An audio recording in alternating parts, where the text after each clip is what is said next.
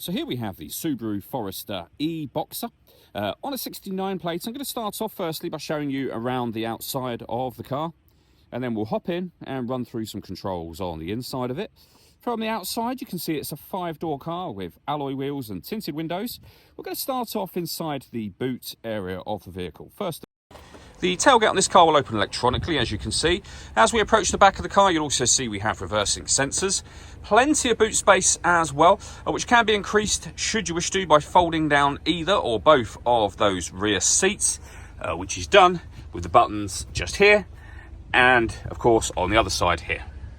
Okay, so we're just going to work our way back around to the front of the car, and then we'll hop in, and as I mentioned, we'll run through some controls on the inside of it from there. Now that we've done a full circle, though, you can see it's in fantastic condition the whole way. Just briefly before we climb in, I think it's well worth seeing the interior from this exterior point of view.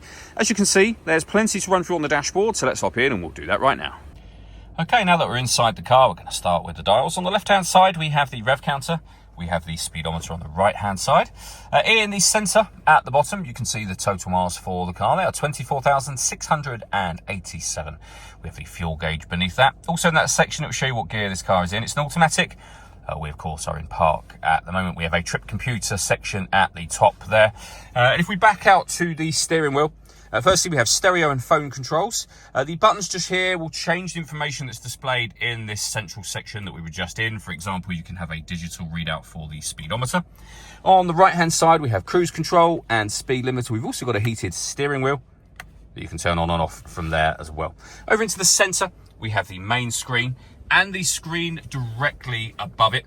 So the one above it is currently giving you information with regards to the hybrid motors. If we alter the air conditioning, you'll get that information up there as well. Everything else is on the main screen. So you can get back to the home screen from here, where you can pair your phone. You can also use this button to get back to the home screen. We've got satellite navigation, as you can see, really nice clear color display, very easy system to use. We have a settings menu. We have an apps menu where you'll see we've got Apple CarPlay and Android Auto, both available as well. And then the standard ways of listening to your music, so AM, FM and DAB radio. And then in this one, CD player, USB input, Bluetooth audio and auxiliary input. But of course, with Apple CarPlay and Android Auto, there are loads of ways to listen to music. We've also got a full color reversing camera. Below that, the dual zone climate control. So you can adjust the passenger and driver temperature. All adjustments will show up on the screen, along with, as you can see, one of the cameras for the car just there. Fan speed, you can increase and decrease. You can turn your air conditioning on, and it's on when that light shows, or off again, of course. That button will turn the system to auto. The car will now maintain the temperatures that you've asked for by taking full control of the fan speed and direction of the air for you, which you can override manually. We have a heated driver and passenger seat, both with 3 different heat settings. Underneath there, we have our USB input, auxiliary input, and a 12-volt charging socket. The gear lever for the fully automatic gearbox.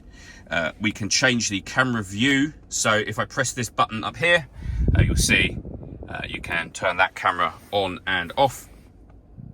We can also change the driving setup of the car, depending on the road conditions. We've got an electronic handbrake with an auto hold function. And then the sunroof, which has a manual blind you can push open. And then the sunroof itself can both tilt and slide, as you can see. All that leaves me to say is thank you for taking the time to watch this video. If you'd like to come and see the car for yourself and have a test drive, please feel free to give us a call here at 7daysonly.co.uk. We'd love to hear from you.